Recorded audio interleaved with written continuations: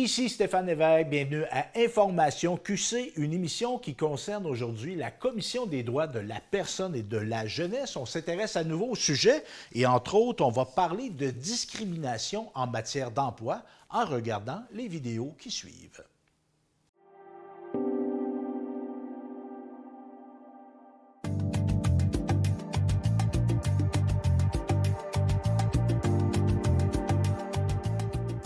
Oui, on aime ça, dire qu'on sort de la boîte, mais mon Dieu qu'on aime ça de nous reconstruire une autre autour. Puis là, se dire « Ah, on est sorti. » Ouais, mais tu viens juste de l'agrandir. Tu sais, dans le fond, tu n'en es pas sorti. Qu'est-ce que ça signifie pour moi, être une personne transmasculine? C'est que je m'identifie plus dans le spectre de la masculinité, mais pas au point d'être 100% du temps reconnu comme un homme. Mégenrer, c'est lorsqu'on va, comme individu, interpeller une autre personne et se tromper sur son genre. Donc, par exemple, si je dis « bonjour madame » et que c'est un monsieur, bien, je viens de mégenrer cette personne-là. Pour moi, de la transphobie, il y a de la haine en dessous. Si une personne me mégenre, mais parce qu'elle ne le sait pas, puis que c'est pas son intention, bien, moi, je vois pas ça comme de la transphobie. Je vois ça comme quelqu'un qui a fait une erreur, puis si la personne se rattrape ensuite, lorsque je la corrige, bon, c'est beau. Mais si quelqu'un insiste vraiment sur le madame ou le monsieur, alors que tu l'as corrigé, puis que c'est juste pour être méchant puis te blesser, là, oui, on tombe dans la transphobie. Moi, avec mon bac en enseignement, j'ai fait mes 4 stages à Montréal. Puis mes 4 stages à Montréal, ça a toujours bien été. J'ai été très bien accueillie par les milieux. Je pouvais avoir le style que j'avais, donc un style plus masculin qu'on va dire, là, chemise, cravate. Et jamais que j'ai vécu de discrimination dans mes milieux de stage. Donc, moi, c'était clair aussi qu'à la fin de mon bac, je revenais à Québec pour ma famille, mes amis. C'était ici que je voulais faire ma vie. Et je n'avais pas pensé que ça pourrait être plus compliqué à Québec, mettons. Donc, quand je suis arrivée, j'ai appliqué un peu partout. Donc, j'ai envoyé mes CV autant dans les commissions scolaires que les écoles privées. Et une des premières écoles qui m'a rappelé, ça a été une école privée. Donc, avant mon entrevue, j'ai écrit à la direction pour être certain que, regardez, j'ai un style qui sort peut-être de ce que vous acceptez dans votre code de vie. J'ai des tatouages qui sont apparents, j'ai un style plus masculin selon la norme. Donc, juste être sûr, avant de me présenter en entrevue, je veux juste valider avec vous. La direction me répond, il n'y a aucun problème, que le code de vie, c'est pour les élèves. Oui, viens-t'en, on veut vraiment te rencontrer, ton CV est super intéressant. Donc, je me déplace. Et déjà là, je rentre dans l'école, la secrétaire me dévisage, là, mais tu sais, qu'est-ce que vous faites ici? Bonjour, je suis là pour une entrevue. OK. Donc, elle me fait attendre. Et là, la direction m'appelle et je me présente devant sa porte. Et elle fige carrément dans le cadre de porte, me regarde de la tête aux pieds et fait « Oh, OK. Ouais, non, je suis désolée, ça ne marchera pas. » C'est sûr que si sur CV, elle me trouvait donc intéressant au point de faire « Regarde, tu me le dis même par courriel que tu as des tatous, puis je te dis de venir quand même », bien, c'est qu'à quelque part, elle a dû voir quelque chose dans mon CV qui allait, tu sais, donner à l'école. Donc, c'était une école beaucoup axée sur l'international, l'ouverture à la diversité culturelle. Mon CV, à quelque part, était solide quand même. Donc oui, ils ont perdu un modèle. Moi, je trouve ça dommage pour les jeunes de cette école-là. Je me dis, dans le fond, tous les enseignants qui voient, tous les professionnels de cette école-là qui le voient, bien, ils sont genrés. Puis, ils sont dans des normes. Fait que l'élève qui se sent différent, bien, il n'y a pas de modèle. Les premières journées que je suis arrivée à cette école-là, justement, mon style a fait parler. Je me suis fait dire « Oh, tu portes la cravate, les cheveux courts, ça va mêler les élèves. » Non, je pense pas, là. Je pense pas que mon style va mêler les élèves. Mais on dirait qu'à quelque part, en dedans de moi, je me dis « Je s'aimerais pas. » Tu sais, je vais la jouer bas profil, là. Je vais essayer de pas trop me faire remarquer. Je vais essayer de juste faire mon travail et ce sera ça. Des fois, tu sais, avec des enseignants, bon, moi, on parle de nos fins de semaine, donc c'est sûr que je vais mentionner ma blonde, c'est partie intégrante de ma vie, là. Bien, il y en a que ça m'était extrêmement mal à l'aise. Bien là, j'espère que tu dis pas ça devant les élèves. Ben oui, là, à notre causerie du lundi, ils le savent, là, que j'ai une copine, puis je n'irai pas leur cacher cette partie-là de moi, là. Donc, c'était toujours des commentaires un peu comme ça. Tu sais, pourquoi toi, tu pourrais parler de ton chum? Moi, je peux pas parler de ma copine. Tu sais. Fait que c'est toujours comme un double standard, ça, on peut dire, là. Quelqu'un comme moi ou quelqu'un d'autre de la diversité va apporter une vision qui, oui, est en dehors de la boîte, mais qui est quand même connectée à la boîte, là. Même si des fois, ça a l'air d'être donc loin, tu sais, comme quand moi, je me dis, ah, je suis une personne trans masculine. Puis là, tout le monde fait, oh, mon Dieu, qu'est-ce que c'est ça? Mais dans le fond, je suis pas tant différent, là. Tu sais, appelle-moi au île, ça va bien aller, je mange comme tout le monde, je vais à la salle de bain comme tout le monde. Mais mes idées, la façon que j'ai de voir le monde, la façon que j'ai de voir des questionnaires, des formulaires, va apporter à l'entreprise ou à mon employeur, justement, hey, as-tu pensé aux personnes qui sont peut-être pas dans femmes ou hommes? As-tu pensé au couple homoparental? As-tu pensé? Bon. Donc, justement, on est des forces. Fait que d'arrêter de voir qu'on est peut-être trop en dehors de la boîte, là, on n'est pas tant que ça en dehors de la boîte. Mais ce qu'on veut, c'est que tout le monde se sente dans la boîte. Fait qu'au lieu de juste l'ouvrir tranquillement, bien, on va l'ouvrir au complet, là, puis tout le monde va se sentir inclus, tout le monde va se sentir intégré.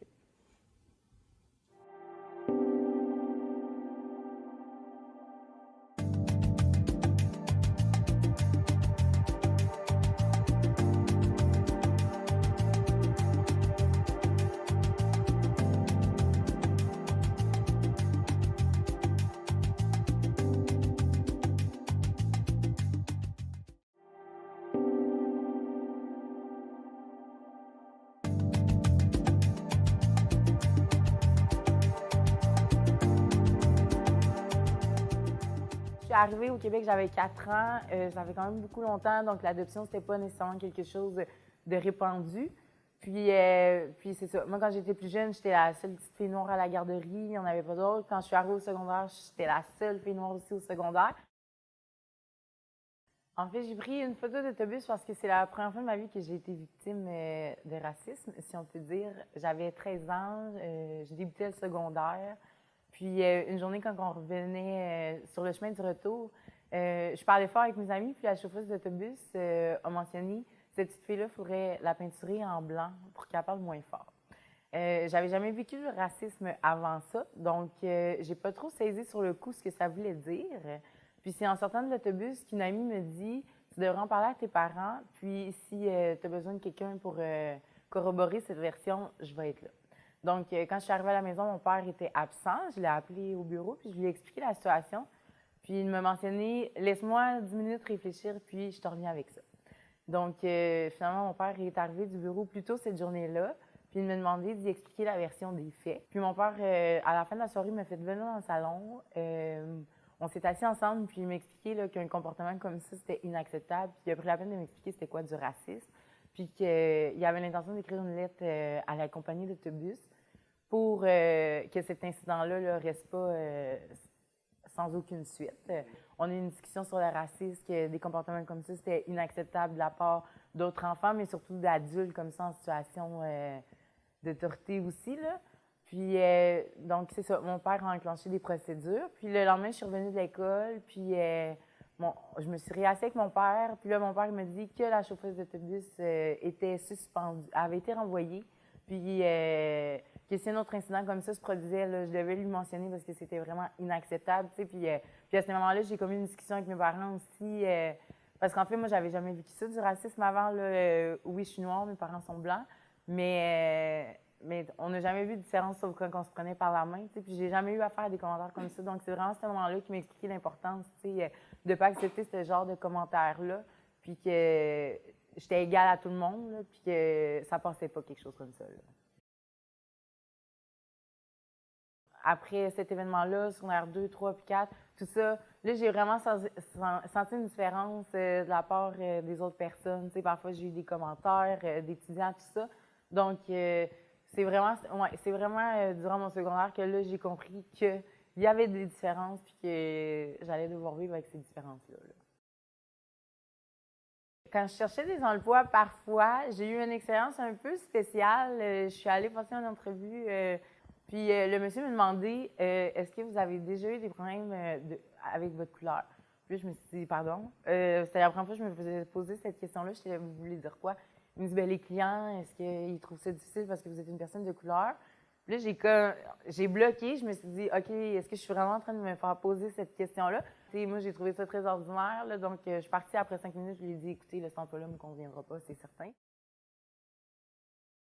J'ai travaillé en service à la clientèle là, au Petro-Canada. Ça a été le plus bel emploi de toute ma vie.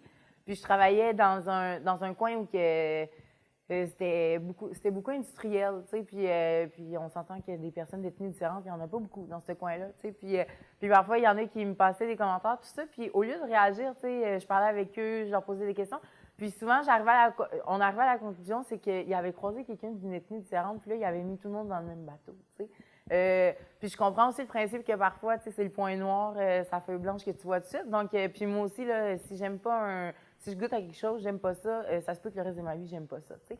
Mais en prenant la peine de discuter avec cette personne-là, tout ça, souvent, à la fin de la conversation, je me faisais dire, bien, tu m'as fait changer ma manière de voir les choses, tout ça. Fait que je pense que ça se fait avec les employeurs aussi, là. Si j'ai été capable de le faire au service à la clientèle, tu sais, il y a une éducation, il y a des questions, c'est sûr que, c'est ça. Il y aurait eu moyen avec cet employeur-là, à ce moment-là, que je m'assoie avec tout ça, mais j'avais pas cette maturité-là là, que j'ai aujourd'hui. C'est une bonne question. C'est certain que ça se peut que ça se produise. Je ne le saurai pas directement. On va me trouver d'autres raisons, par exemple les qualifications, tout ça. Mais j'ai l'impression qu'il y a quand même un bout de chemin qui s'est fait. Tu sais, moi, je vais toujours me rappeler la conversation que j'ai eue avec mon père, qui m'a toujours dit « T'as pas à accepter qu'on te traite d'une manière différente parce que tu es d'une couleur différente. Tu as la même valeur que tout le monde. Il n'y a pas de... » Tu sais, les histoires de race, de division, tout ça, ça n'existe pas. J'ai quand même confiance en l'avenir, tu sais. Je pense que je suis une personne qui réussit quand même, veut pas, à mettre de la couleur quand j'arrive à quelque part, puis je me démarque bien. Donc non, là, j'ai confiance en mes capacités. Puis tu sais, aujourd'hui, avec la maturité que j'ai, les expériences que j'ai vécues par rapport à ça, je le sens aussi quand je suis assise à quelque part, puis que les gens me regardent, me posent des questions. Puis des fois, les questions vont trop loin. Tu sais, je mets un stop à ça, je prends le temps de m'expliquer avec la personne. Puis s'il n'y a rien à faire, là c'est sûr, je vais quitter, mais je vais tenter d'en parler. Mais ça va être la même chose pour l'emploi. Tu sais, moi, je ne vais pas me battre à essayer de rentrer quelque part qu'on ne veut pas. Mais tu sais, je ne laisserai pas ça sous silence comme je l'ai laissé faire il y a quelques années.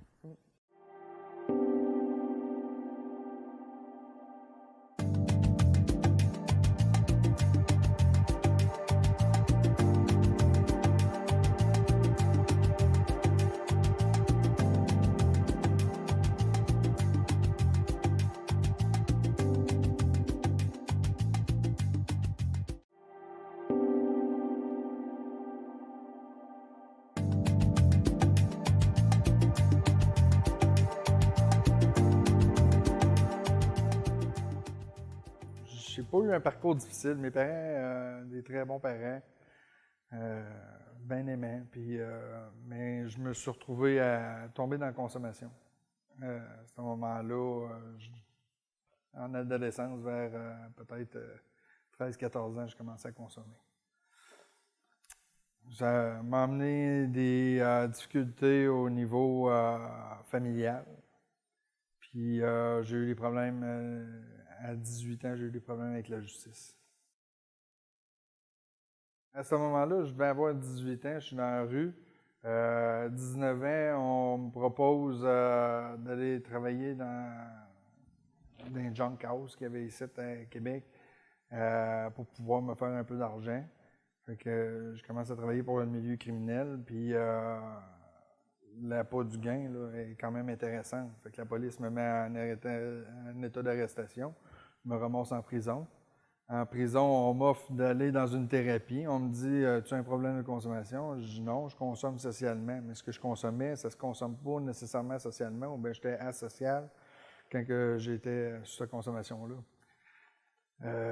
On m'offre de sortir de prison pour aller en thérapie. Fait que j'ai décidé d'aller en thérapie parce que lui, il disait que j'avais un problème de consommation.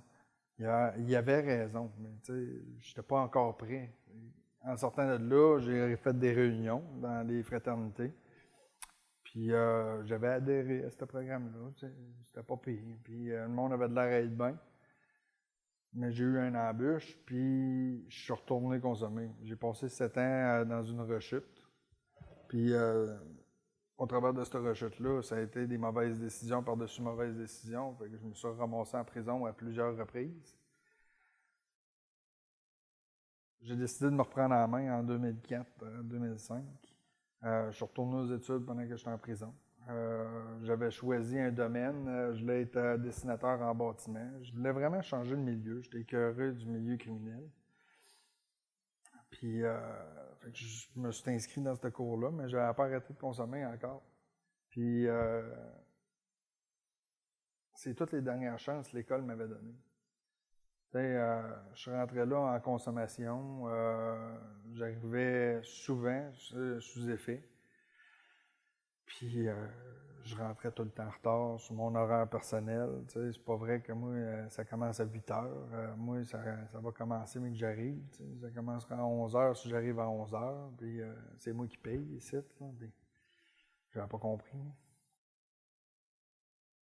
J'avais décidé de me prendre en main. Je suis retourné à l'école où j'avais été inscrit en dessin de bâtiment. J'ai quand même fini cette formation-là avec un prix de maison la prise pour un condo qu'on avait dessiné, moi et un collègue d'école.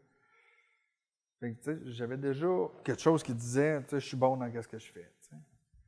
Mais je vais en entrevue, plein d'entrevues, il n'y a pas un appel qui revient. J'envoie mon CV, puis il m'appelle pour une entrevue, mais j'ai pas de retour d'appel nulle part. Puis une des premières entrevues que j'ai eu un retour d'appel sur mon CV, puis que le gars avait l'air intéressé, quand que je me suis présenté là-bas, puis qu'il a demandé à propos d'un trou dans mon CV, j'ai expliqué que j'avais eu un problème avec la justice, puis que c'était réglé, que ça faisait, à ce moment-là, j'étais rendu à quasiment 2 ans d'abstinence, je m'en allais sur 3. Puis le gars m'a clairement dit, je suis désolé, on peut pas te prendre, tu as un dossier criminel. Nous autres, on fait des conduits de ventilation, puis on travaille sur des bâtisses qui peuvent être gouvernementales. Puis si on a un programme avec la prison, l'Orsainville ou une prison quelconque, on ne pourrait pas t'utiliser pour faire ces dessins-là. Moi, dans ma tête, t'as rien qu'à pas me mettre sur ce contrat-là. T'en as d'autres d'employés, là? Ben moi, sur un paquet d'autres contrats, mais pas celui-là, au pire. Mais c'est pas la vision de la compagnie. La vision de la compagnie, c'était de ne pas avoir quelqu'un avec un dossier criminel. J'ai fait un processus avec Emploi Québec.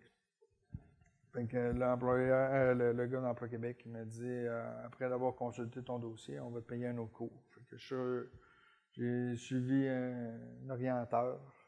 Je l'allais en charpenterie menuiserie, sur la construction. Puis l'orienteur m'a dit oui, ce serait peut-être un bon domaine, mais c'était un domaine qui était contingenté. Fait qu'il me disait si tu veux être sûr de faire une formation cette année, ben là, ce qui t'offre à toi, il y a le soudage, que c'est un métier qui il y a beaucoup de placements dans ce domaine. Puis, vu que les fraternités m'avaient dit, si tu veux changer ta vie, ben implique-toi. Ça avait marché dans les fraternités. J'avais commencé à m'impliquer à faire du café, puis tout le temps depuis le temps que j'ai commencé à être abstinent, je suis impliqué. Je vais avoir 14 ans d'abstinence au mois de février, puis je suis toujours impliqué aujourd'hui. Ça a changé ma vie, puis je me suis dit, je vais appliquer ce programme-là, mais dans ma vie personnelle. Et que quand je suis rentré à l'école, je me suis impliqué en conseil étudiant, j'étais représentant de classe, j'ai été président du conseil étudiant, membre du comité d'établissement de l'école. J'ai rencontré la compagnie Beauce Atlas à ce moment-là. Les personnes des ressources humaines étaient dans le conseil d'établissement. Puis j'ai travaillé avec eux autres sur bien des projets là, dans l'école. Puis quand il est venu le temps de choisir un stage, ben j'ai demandé à Beauce Atlas s'il était possible d'avoir un stage là-bas. Eux autres, vu mon implication, ils se sont dit, ben, c'est quelqu'un d'impliqué, c'est quelqu'un qui veut, puis c'est quelqu'un de travaillant, il est là à l'école, puis ils m'ont accepté mon stage. Je suis rentré par un stage là-bas. J'ai pas rentré par une entrevue, puis ça a été tout de suite un stage, puis embauché après le stage.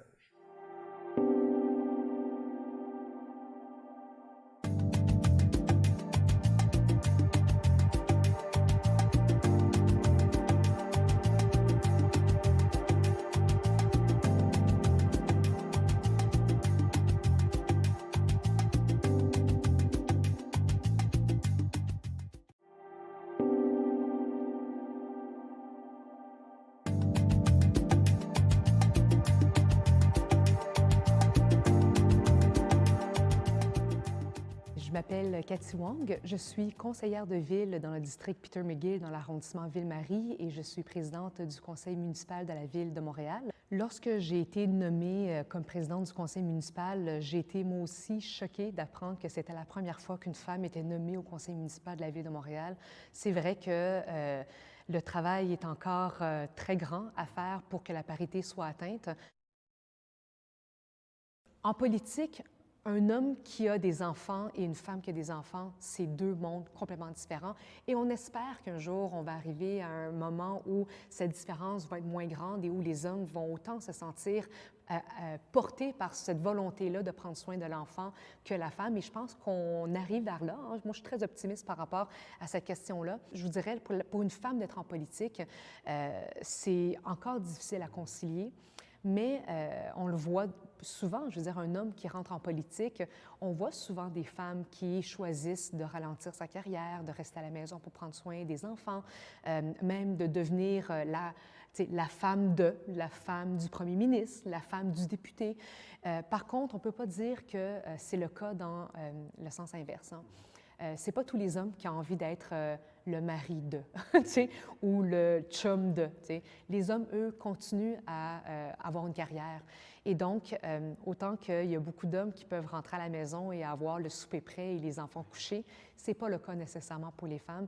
Et donc, je pense que ce sont ces conversations-là qui sont urgentes à avoir dans les couples, dans la vie politique de façon générale. Il y a une pression plus importante auprès des femmes élues en politique parce que encore aujourd'hui, 70 des tâches domestiques sont occupées par des femmes.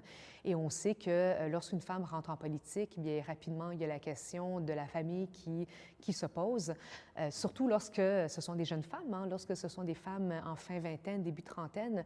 Et c'est surtout ces tranches d'âge-là qu'on veut avoir comme représentation en politique. Et donc, dès qu'on veut recruter davantage de femmes en politique, de jeunes en politique, bien, nécessairement, la question de la conciliation doit devenir urgente, sans quoi on ne pourra pas, selon moi, atteindre une représentativité. Si on veut parler de représentativité, il faut s'assurer que le milieu politique soit inclusif et soit humain, et c'est là-dessus que nous sommes en train de travailler, là. Lorsque j'ai été nommée à la présidence du conseil municipal, un des premiers dossiers que j'ai voulu m'attaquer, c'était la question notamment de l'éthique, au niveau aussi du harcèlement, au niveau de la conciliation famille-travail des élus. On a travaillé également au niveau du langage épicène utilisé dans nos communications et notamment dans notre code d'éthique des élus qui était écrit principalement au masculin. Et donc, ça nous a montré à quel point il y avait encore beaucoup de travail à faire pour que la place des femmes politiciennes soit prise en considération de façon systémique. Pour prévenir les violences à caractère sexuel, je pense que ça part avant tout de la question de la parité. La présence de femmes en politique change la culture, change la façon dont on fait la politique. Et on le voit déjà aujourd'hui, depuis l'arrivée de beaucoup de femmes en politique municipale. Un des premiers dossiers sur lesquels on a travaillé, c'était le Code d'éthique des élus, écrit majoritairement masculin, et où la question du harcèlement sexuel n'était pas du tout présente, par exemple. Une des choses sur lesquelles nous avons travaillé très fort, c'était d'inclure la question du harcèlement sexuel auprès des élus, que ce soit hommes ou femmes, mais on sait que les statistiques démontrent que c'est surtout des femmes qui sont malheureusement victimes d'harcèlement sexuel. Et donc aujourd'hui, bien, on retrouve par exemple un code d'éthique à Montréal, le premier écrit de façon épicène, et en plus de ça, bien, qui retrouve la notion du harcèlement sexuel. C'est une première pour une grande ville au Québec. Je vous dirais qu'aujourd'hui, à Montréal, on ne prend pas pour acquis la question de la parité parce qu'on sait à quel point ça serait facile de retourner en arrière. Et donc, c'est pour cette raison qu'on travaille très fort sur la question de la conciliation famille-travail des élus et de la question, moi j'appelle ça de façon plus générale, l'humanisation du travail politique, parce qu'on sait qu'aujourd'hui, lorsqu'on pense à des personnes en politique, on imagine des personnes qui n'ont aucun contrôle de leur horaire, n'arrivent pas à avoir un seul week-end avec leur famille, sont toujours en déplacement, etc. Et donc, on veut être capable d'humaniser ce travail-là qui doit devenir de plus en plus représentatif pour les femmes, pour les personnes issues des minorités culturelles, pour les personnes issues de l'immigration, les jeunes, etc. Et donc, si on veut être capable de rejoindre ces groupes-là, il faut être capable d'offrir un milieu de travail beaucoup plus humain, beaucoup plus inclusif. Sur la question de la conciliation, on travaille très fort au bureau de la présidence pour non seulement s'assurer qu'il y ait des conditions de travail inclusives, mais aussi pour que la culture du travail soit beaucoup plus inclusive et humaine. Par exemple, en 2017, le gouvernement du Québec avait adopté pour une première fois une loi qui permet aux élus municipaux et municipales de prendre un congé parental. C'était une première dans l'histoire du Québec. Et nous, lorsque nous sommes rentrés à la Ville de Montréal en 2017, c'était la première fois que des élus pouvaient bénéficier d'un congé parental. Et ce congé-là, bien, le permettait pour des femmes et des hommes qui étaient nouveaux parents, mais également pour aussi des proches aidants et des proches aidantes. Nous, à l'Hôtel de Ville, on a voulu aussi amener des aménagements plus inclusifs. Par exemple, on a instauré une halte-garderie pour que pendant les congés, les mères ou les pères qui souhaitent participer au conseil municipal puissent le faire en amenant leurs enfants et en ayant aussi bien une halte-garderie à leur disposition gratuite qui est aussi accessible pour l'ensemble des Montréalais et Montréalaises qui viennent poser des questions à la période de questions du public. Et également, bien, on a une salle familiale où il est possible d'allaiter, où il est possible de changer des couches. Et pour vous donner un petit exemple d'aménagement qui fait toute la différence, on a ajouté un écran pour suivre les débats du conseil municipal. Et donc, lorsqu'on faisait sonner les cloches à l'époque, bien, les élus qui allaitaient ou qui étaient dans la salle du conseil municipal, lorsque les cloches du vote sonnaient, elles n'avaient aucune idée sur quoi elles avaient à voter parce qu'elles ne pouvaient pas suivre le débat en allaitant. Et donc, aujourd'hui, grâce à cet écran qui fait toute la différence, les élus remontent dans la salle du conseil municipal et savent sur quoi elles doivent voter grâce à cet écran-là. Donc, on essaie vraiment d'amener des changements au niveau de l'aménagement de notre hôtel de ville pour que cet espace-là, qui a été à la base conçu par et pour des hommes, puisse être inclusif pour des femmes. Et on le voit aujourd'hui, ces espaces sont utilisés. Et donc, je vous dirais, au niveau de la parité, on fait beaucoup d'efforts pour que, lors des prochains mandats, bien, plus de femmes aient le goût de participer et sentent que la politique est un lieu où elles peuvent être présentes et y participer de façon inclusive. Et comme je vous disais, le grand défi qui demeure reste celui de la diversité et notamment des femmes issues de la diversité. En politique, il faut se poser des réelles questions sur la question de la représentativité de façon générale, mais surtout avec un regard genré, donc d'avoir un regard particulier sur la question des femmes racisées en politique. C'est sûr que dans le parcours immigrant et dans le parcours de la diversité, la politique n'est pas un réflexe qui est présent. Par contre, ça ne veut pas dire que nous, au niveau politique, on a un travail à faire pour aller chercher ces populations-là, parce qu'il y a une réalité qui est très peu représentée et qui doit l'être de plus en plus, surtout à Montréal, où on dit qu'un Montréalais sur 3 est issu de l'immigration, de la diversité, et donc on a cette obligation-là de s'assurer que leur représentation soit là. À la fois, lorsqu'on parle de représentation politique et du travail que le politique doit faire, je pense que c'est important d'avoir plus de représentation politique parce qu'il y a des enjeux qui touchent spécifiquement les groupes immigrants et les groupes de la diversité. Nous-mêmes, en politique, on ne peut plus parler au nom de la population sans prendre en considération cette représentation-là et sans savoir qu'au sein même de nos équipes, il y a une représentativité. Et je vous dirais, à Montréal, cette réalité est d'autant plus urgente, là. Pour moi, une intégration qui est réellement réussie, c'est qu'éventuellement, ces personnes-là sentent la possibilité de s'impliquer dans d'autres milieux que seulement des milieux qui sont représentatifs de leur propre communauté culturelle. Qu'un jour, on puisse entendre les communautés culturelles sur le transport collectif, sur l'aménagement, sur notre économie, sur notre vision des relations intergénérationnelles, etc. Mais aujourd'hui, parce que les communautés culturelles sont tellement peu présentes, je veux dire, que ce soit en politique, que ce soit dans les médias, mais nécessairement, lorsqu'on va chercher leur opinion, bien, on amène ça toujours sous la question de leurs origines ou de leur communauté culturelle. Actuellement, je pense que la Ville de Montréal est sur la bonne direction. Nous sommes en train de nous outiller de différents règlements politiques, visions, objectifs qui incluent de façon systémique la question de la diversité. Que ce soit en ressources humaines, que ce soit en consultation publique, que ce soit aussi en budget, la question de la diversité est présente de façon systémique. Après ça, il faut s'assurer que ça soit appliqué et qu'on puisse voir de façon concrète de quelle façon ces objectifs-là vont percoler au niveau des résultats. Comme je vous disais, c'est une première d'avoir une personne de la communauté chinoise élue à la Ville de Montréal. Nous ne sommes pas nombreux issus de la diversité élue aujourd'hui à la Ville de Montréal. Nous ne sommes pas nombreux non plus des minorités visibles. C'est sûr que ça va amener de nouvelles façons de faire pour les prochaines élections.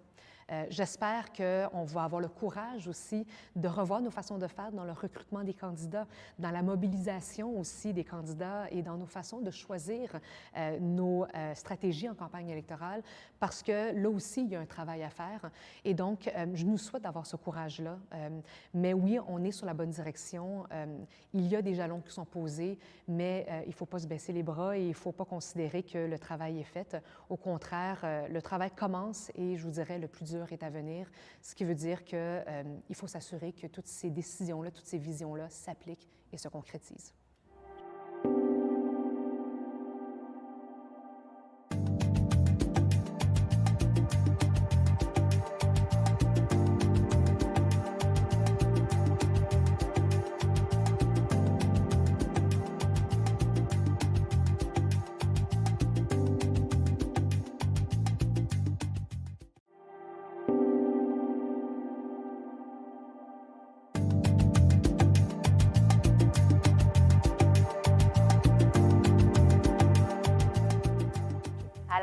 Mélanie Pelletier.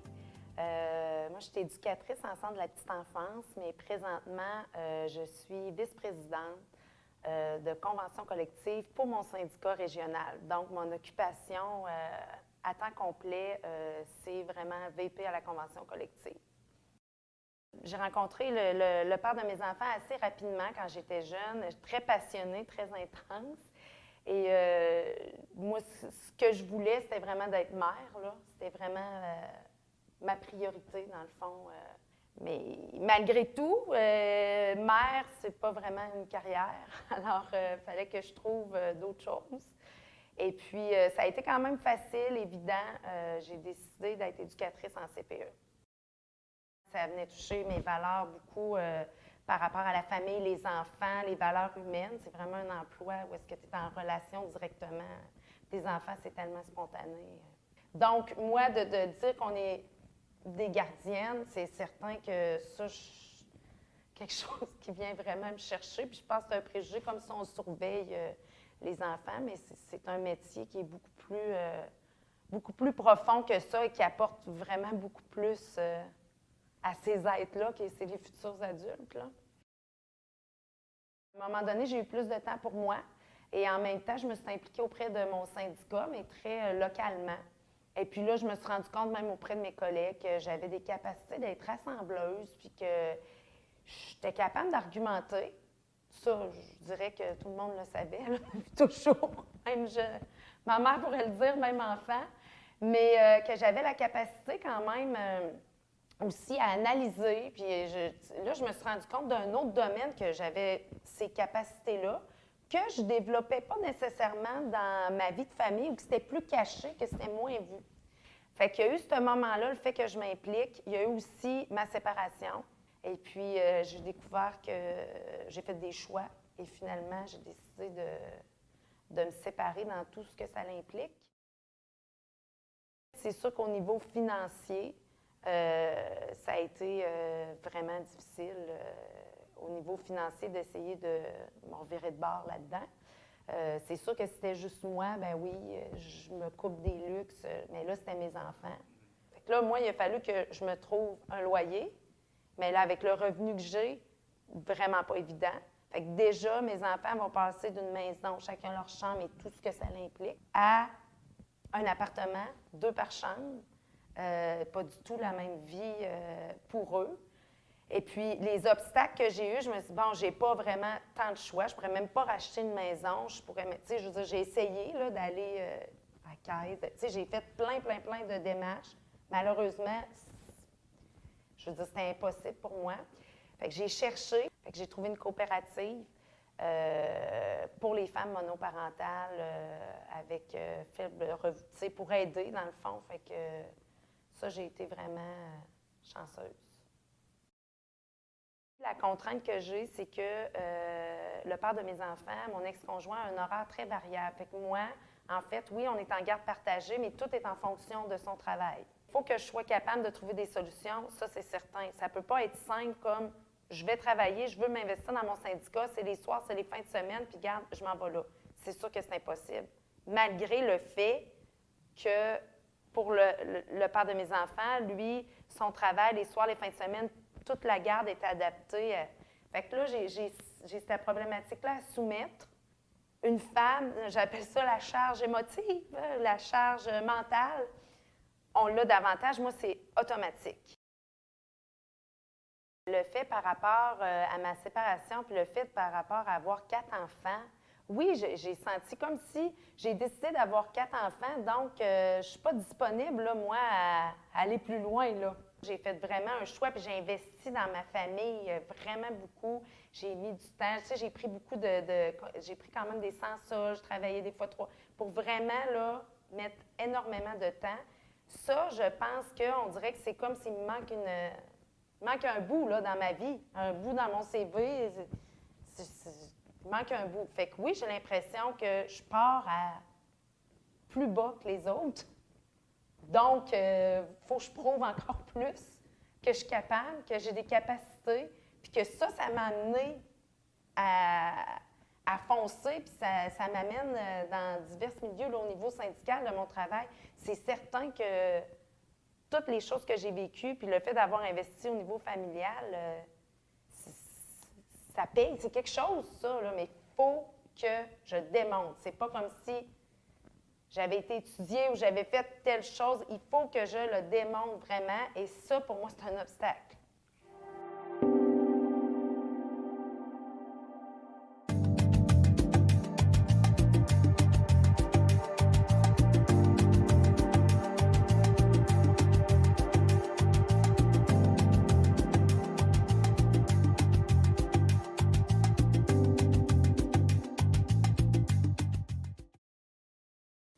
Toujours sur cette émission où on parle de discrimination. Malheureusement, encore aujourd'hui, on peut être discriminé au niveau de la grossesse en emploi. Donc, on regarde ces vidéos.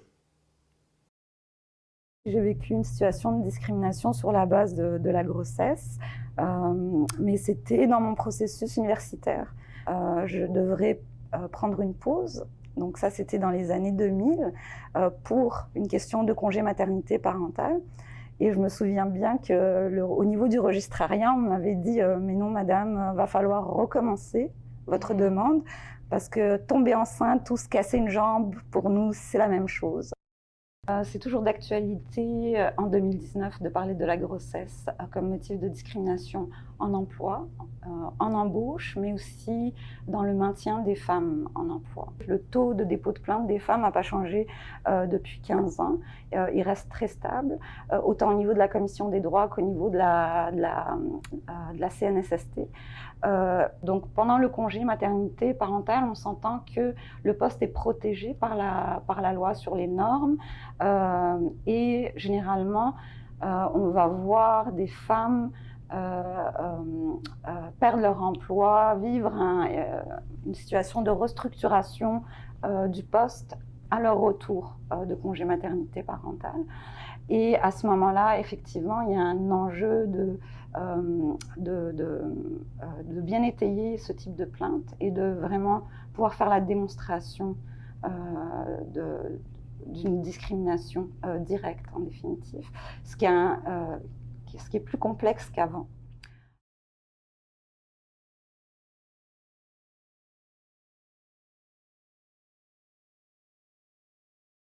La question de la discrimination fondée sur la grossesse, particulièrement en matière d'embauche, est malheureusement toujours une question d'actualité. On observe qu'il y a encore beaucoup de situations de discrimination, que ce soit dans le processus de sélection ou pour une femme qui est déjà à l'emploi et qui soit va perdre des chances d'avancement ou même son emploi lorsqu'elle annonce qu'elle est enceinte et qu'elle doit s'absenter pour un congé de maternité.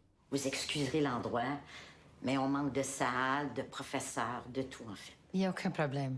Vous êtes au courant que c'est un remplacement pour un congé de maternité? Oui, c'est parfait. Dans certains cas, on a observé que les employeurs rivalisaient d'imagination pour avoir un peu plus d'informations sur la question soit de la grossesse ou de l'état civil de la candidate qu'ils rencontrent en entrevue, en lui posant des questions, par exemple, sur « Ah, dans votre maison, vous avez combien de chambres à coucher? » pour savoir s'il y a des enfants et qu'est-ce que vous faites. « Ah oui, nombre de pièces, chambres, qu'est-ce que vous avez fait avec les chambres? Est-ce que c'est une chambre d'amis? Est-ce que c'est un bureau? » Donc, l'objectif avoué ici de l'employeur, c'était d'aller indirectement là où il ne pouvait pas aller directement, c'était de savoir est-ce que vous avez des enfants ou est-ce que vous avez l'intention d'avoir des enfants.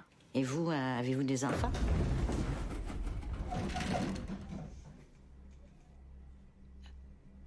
Pas encore, non.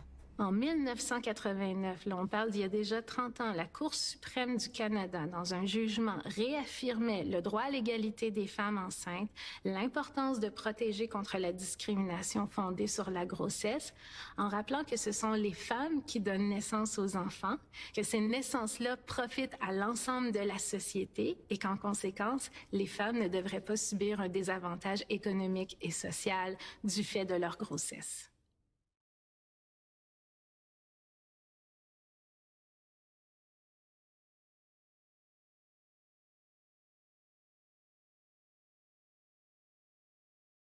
Toujours en matière de discrimination, on peut encore là être malheureusement discriminé en matière d'handicap et de santé mentale. On se renseigne sur le sujet. Ici, c'est pas le travail ni le stress qui manque. On a tellement de gros dossiers à gérer en même temps. Aucun problème. J'adore le travail, j'adore le stress. J'ai beaucoup d'expérience avec les gros dossiers. Vous me semblez fatigué. Un petit café? Non, non, merci, j'en ai déjà pris 3 aujourd'hui. Ah, l'insomnie, c'est ça?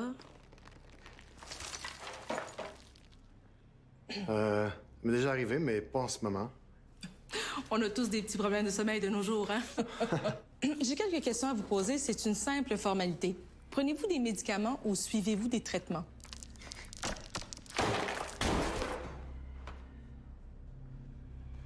Pas actuellement, non. Avez-vous déjà été hospitalisé, y compris pour des problèmes de santé mentale?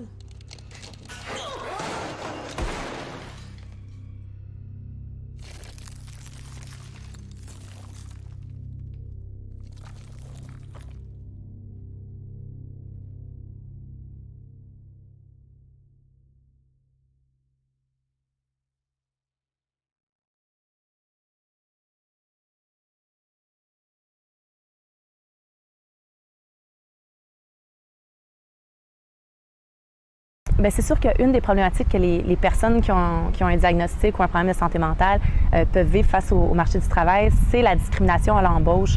Donc vraiment des questions discriminatoires, des critères discriminatoires, soit sur des hospitalisations, sur la médication qu'ils prennent, sur les diagnostics qu'ils ont reçus, qui n'ont pas toujours à voir avec les compétences recherchées. On peut avoir des personnes qui ont un diagnostic de schizophrénie, de dépression, de troubles anxieux, qui sont très, très, très compétents, très aptes à faire le travail demandé, mais à cause de ces questions-là, elles vont être tassées du processus d'embauche. Donc, c'est des milieux de travail souvent qui eux-mêmes sont des milieux très stressants, où il y a beaucoup de pression, mais ils ont le fantasme de trouver un employé qui serait exempt de toute difficulté en santé mentale. Donc, on veut que la personne ait de l'expérience sur le marché du travail, qu'elle cumule des années d'expérience, mais sans qu'elle ait l'usure propre au travail. Donc, elle n'ait jamais vécu d'épuisement d'épuisement professionnel, jamais vécu de détresse psychologique, jamais vécu de dépression ou d'anxiété, alors qu'on le sait que dans la population, les chiffres de ces diagnostics-là sont assez élevés.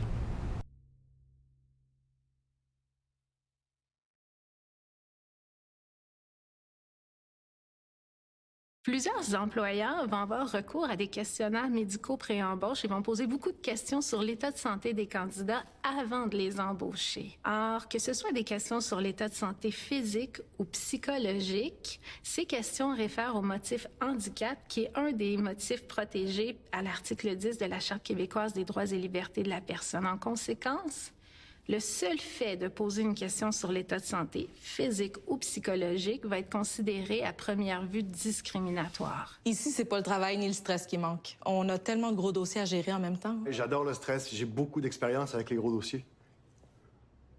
Vous me semblez fatigué. Un petit café? Non, merci. J'en ai déjà pris 3 aujourd'hui. Ah, l'insomnie, c'est ça? Ça peut être très déstabilisant pour un candidat de se faire poser une question discriminatoire dans le cadre, par exemple, d'une entrevue d'embauche. Le candidat vient ici défendre sa compétence. Il veut convaincre l'employeur qu'il est apte à exécuter les fonctions de l'emploi qu'il convoite. Et là, ici, il se fait questionner sur des caractéristiques personnelles qui n'ont rien à voir avec sa capacité à faire le travail. Donc, c'est nécessairement déstabilisant pour lui. Ça peut avoir un impact sur sa performance parce qu'il va toujours rester cette idée de pourquoi est-ce qu'on me pose cette question-là? Qu'est-ce que l'employeur cherche à savoir dans les circonstances? J'ai quelques questions à vous poser. C'est une simple formalité. Prenez-vous des médicaments ou suivez-vous des traitements? Un employeur ne pourrait pas se justifier, par exemple, en disant qu'il a posé une question sur votre origine ethnique dans le but de briser la glace ou d'apprendre à vous connaître, que la question a été posée de bonne foi ou par commodité administrative. Il y a une nuance importante. Si l'employeur peut démontrer que la question, même si elle a l'air discriminatoire, réfère à une qualité ou aptitude requise par l'emploi, la question ici, dans les circonstances, sera justifiée et ne sera pas discriminatoire.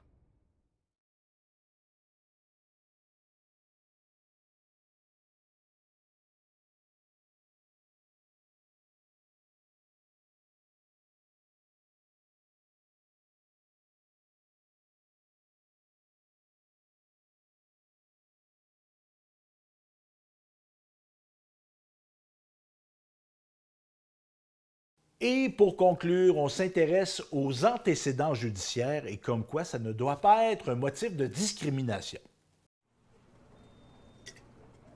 Pas trop de difficulté à trouver l'agence? Non, ça a très bien été. L'un de nos clients cherche quelqu'un pour faire le ménage de leur bureau la nuit.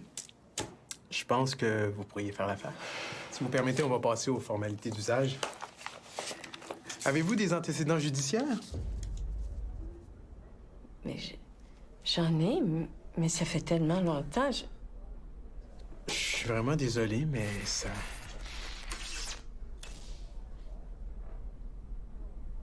Écoutez, j'ai été condamnée pour une infraction mineure il y a 10 ans. Mon client est très strict sur la sécurité. Je pense pas que ce serait possible de... J'ai un dossier criminel pour possession de cocaïne. Ça n'a aucun rapport avec C'est pas mon agence qui fixe les règles, Madame Gagnon. C'est le client. Malheureusement, je peux vraiment pas...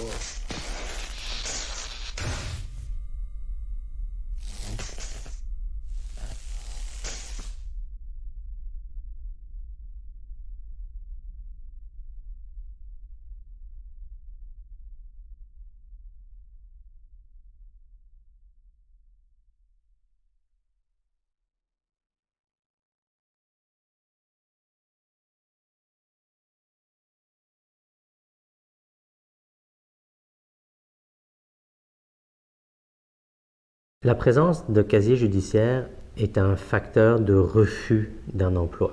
Il y a 4 200 000 Canadiens qui possèdent un casier judiciaire, ce qui représente 700 à 800 000 personnes au Québec qui ont un casier judiciaire. Concrètement, je marche dans la rue, je croise 5 hommes âgés de 18 ans et plus. Sur ces 5 hommes, un d'entre eux va avoir un antécédent judiciaire. Les études varient, mais sachant que si la personne dévoile ses antécédents judiciaires, elle a une chance sur 2 de se faire refuser à l'embauche uniquement sur la base de ses antécédents judiciaires. Il peut donc être tentant pour une personne qui a un casier judiciaire de ne pas le déclarer à l'employeur, voire même de mentir au cours de l'entrevue. C'est sûr que de faire une fausse déclaration, ce n'est évidemment pas conseillé. La personne, si la question est posée, doit parler de ses antécédents judiciaires en toute transparence. Le premier obstacle, c'est de pouvoir présenter son casier judiciaire à l'employeur. La manière de présenter son casier judiciaire, la manière parfois de présenter aussi son incarcération. Si la personne a été condamnée à plusieurs mois, plusieurs années de détention, évidemment, il y a un trou dans son CV, la personne doit pouvoir expliquer ce trou-là. Cette tendance de refuser systématiquement les personnes qui ont un casier judiciaire est discriminatoire et est illégale au sens de la loi. L'article 18.2 de la Charte des droits et libertés au Québec est très clair là-dessus. Il faut vraiment établir un lien entre les antécédents judiciaires et l'emploi demandé. Et ce lien doit être un lien évident. Une personne qui a commis des agressions sexuelles sur des enfants ne pourra pas travailler dans une garderie. On voit qu'il y a un lien direct. Par contre, une personne qui a déjà été condamnée pour une conduite en état d'ébriété il y a 5 ans, qui a purgé sa sentence, qui a payé son amende, qui n'a pas d'autres antécédents judiciaires, cette personne-là peut très bien occuper un emploi de bureau ou être une personne de confiance. Il s'agit d'une erreur à un moment donné dans sa vie qui n'a pas de lien dans sa vie professionnelle.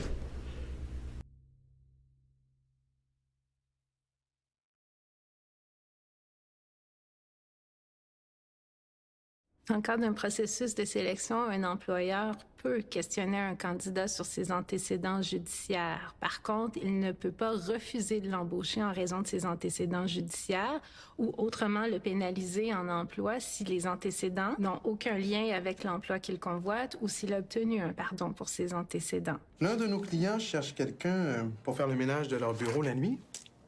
Je pense que vous pourriez faire l'affaire. Si vous permettez, on va passer aux formalités d'usage. Avez-vous des antécédents judiciaires? La Cour suprême du Canada nous enseigne que l'objectif de la protection contre la discrimination fondée sur les antécédents judiciaires en emploi est de protéger les candidats ayant un casier judiciaire contre les stigmates sociaux injustifiés, donc contre les préjugés négatifs. Les stigmates marquent injustement l'employé lorsque l'infraction qu'il a commise n'est pas objectivement liée à l'emploi qu'il convoite. J'ai été condamnée pour une infraction mineure il y a 10 ans. Mon client est très strict sur la sécurité. Je pense pas que ce serait possible de...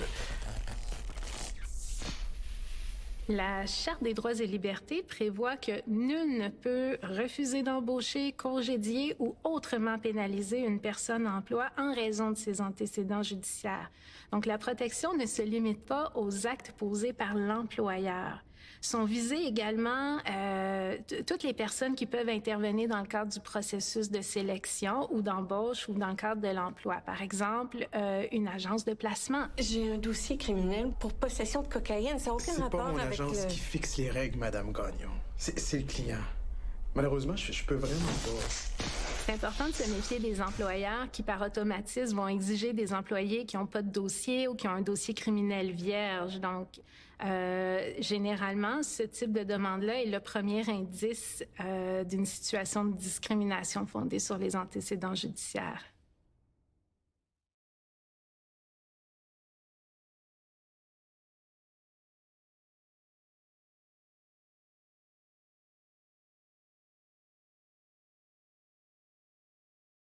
J'espère que vous avez apprécié cette émission Information QC. Si vous avez des questions, des commentaires, n'hésitez pas à nous écrire au info@quebec.media ou par téléphone au 418-654-8486. Et sur ce, à la prochaine.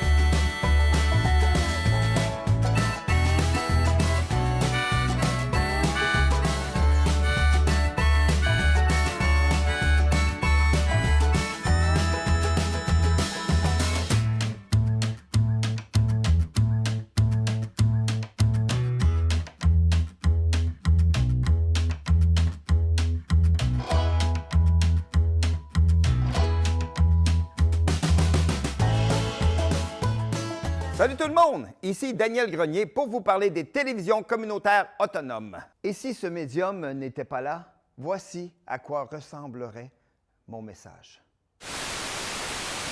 Ça aurait pu être beaucoup plus triste si j'avais rajouté cette petite chanson triste. Mais bon, là n'est pas le point. Diversité de contenu, gestion indépendante locale, sans oublier une participation active à la communauté. Ensemble, encourageons les télévisions communautaires autonomes. J'ose ma télé communautaire.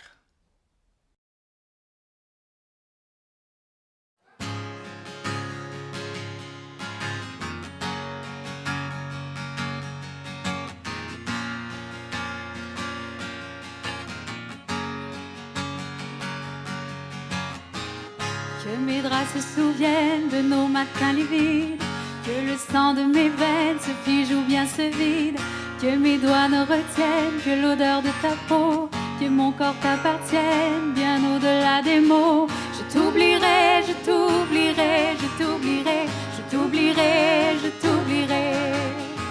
Que tout autour de moi se souvienne de toi, je t'oublierai, je t'oublierai. Que mes pieds se souviennent du sable où tu marchais, que ta voix me revienne dans un supermarché, que la télévision me renvoie ton regard, qu'on appelle ton prénom dans un aérogare. Je t'oublierai, je t'oublierai, je t'oublierai, je t'oublierai, je t'oublierai.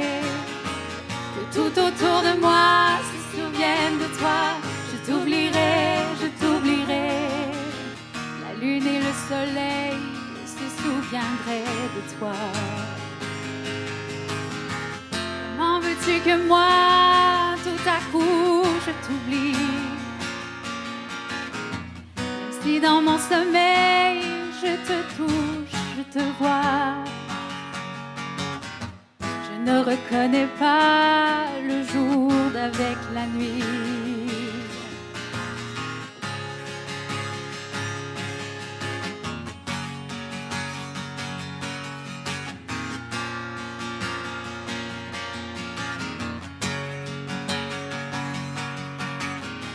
Je t'oublierai, je t'oublierai, je t'oublierai, je t'oublierai, je t'oublierai. Que tout autour de moi se souvienne de toi, je t'oublierai, je t'oublierai. Rien ne sera plus pareil après t'avoir aimé. Je ne reconnais pas les lieux où l'on allait. Tes yeux ont mis le feu à mes rêves, mes envies. Et tu as détourné la ligne de ma vie. Que les néants des villes te donnent rendez-vous dans les bars où les filles sont pareilles partout.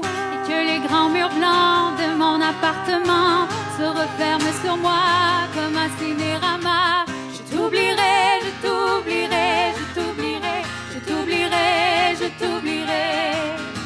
Que tout autour de moi se souvienne de toi.